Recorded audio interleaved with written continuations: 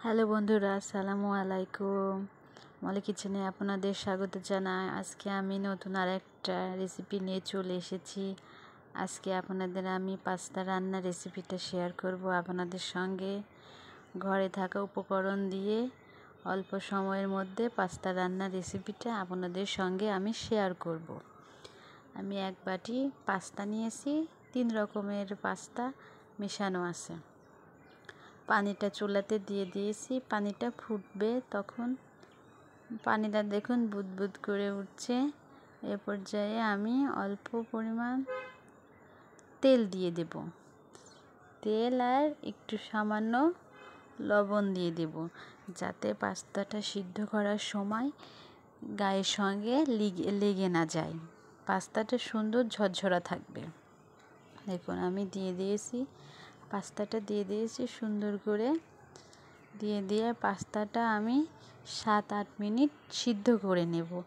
পাস্তাটা যদি ভালোভাবে সিদ্ধ না হয় তাহলে মুখের মধ্যে শক্ত শক্ত লাগবে। পাস্তাটা আমি পুরোপুরি সিদ্ধ করব না, একটুখানি রাখবো, যাতে আবার আপনার সসের মধ্যে মশলার মধ্যে আরেকটু রান্না হবে, সেজন্য কিছু থাকবে, শক্ত শক্ত থাকবে, সেভাবে আমি পাস্তাটা সিদ্ধ করব। তো কড়াইতে তেল দিয়ে দেব, কড়াইটা গরম হয়ে গেছে।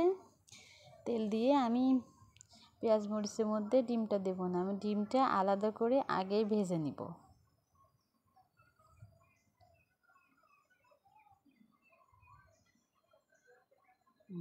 দেখুন আমি ডিমটা সুন্দর করে ভেজে নেব, ঝুরি ঝুরি করে ডিমটা আমি ভেজে নেব।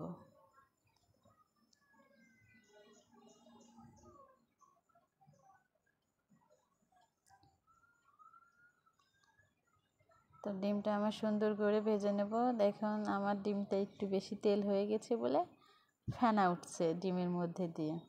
তো ডিমটা ভাজা হয়ে গেছে, আমি তুলে নিয়েছি। এবার আমি ওই তেলের মধ্যেই পেঁয়াজ আর মরিচটা সুন্দর করে ভাজবো। আর পাস্তা হোক নুডলস হোক, এটাই পেঁয়াজ মরিচ বেশি ভাজা লাগে না, একটু ভেজে নেব। ভেজে নেওয়া হয়ে গেছে। এবার আমি পাস্তাতে সিদ্ধ করার সময় তো একটু লবণ দেওয়া আছে, আর একটু আমি পরিমাণ মতো লবণটা দিয়ে দেব। এবার আমি একটু নেড়ে চেড়ে নেব, নিয়ে এবার আমি টমেটো সসটা দিয়ে দেব। আমার কোটা টমেটো সসটা কাছে ছিল না বলে পাতার 3টা টমেটো সস আমি দিয়ে দিয়েছি পাস্তার মধ্যে। দিয়ে আর একটু সুন্দর করে নেড়ে চেড়ে নেব। এভাবে পাস্তা রান্না করলে ভীষণ সুন্দর লাগে, টেস্টটা অনেক মজা হয়। এবার আমি আর একটু নেড়ে চেড়ে ডিমটা দিয়ে দেব, আগে থেকে ভেজে রাখা ডিমটা দিয়ে আর একটু নাড়ব, নেড়ে চেড়ে পাস্তাটা আমি সিদ্ধ করে উঠাই রাখছি, সেই পাস্তাটা দিয়ে দিয়েছি। দিয়ে এবার সুন্দর করে নেড়ে চেড়ে পাস্তাটা রান্না করব। দেখুন খুব অল্প উপকরণ দিয়ে, ঘরে থাকা মশলাগুলো দিয়েই আমরা স্পাইসি পাস্তার রেসিপিটা তৈরি করতে পারি, করে দেখাচ্ছি। দেখুন পাস্তাটা কত সুন্দরভাবে সিদ্ধ হয়েছে, একটার সঙ্গে একটা লাগি নাই, কত সুন্দর ঝরঝরা হয়েছে। এভাবে আমি নেড়ে চেড়ে পাস্তাটা রান্না করব। আপনারা চাইলে পাস্তার মশলাটাও দিতে পারেন, আমার কাছে ছিল না বলে আমি দিই নাই। এই তো দেখুন আমার পাস্তাটা কত সুন্দরভাবে রান্না হয়ে গেছে, আর দেখতে কত সুন্দর লোভনীয় হয়েছে।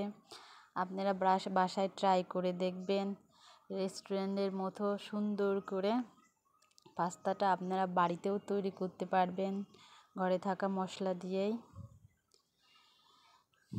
বাচ্চাদের নাস্তাতে দিতে পারবেন, বড়রাও খাইতে পারবে এই পাস্তা রান্নাটা। তো আমার রেসিপিটা আপনাদের কেমন লাগলো আমাকে জানাবেন। ধন্যবাদ।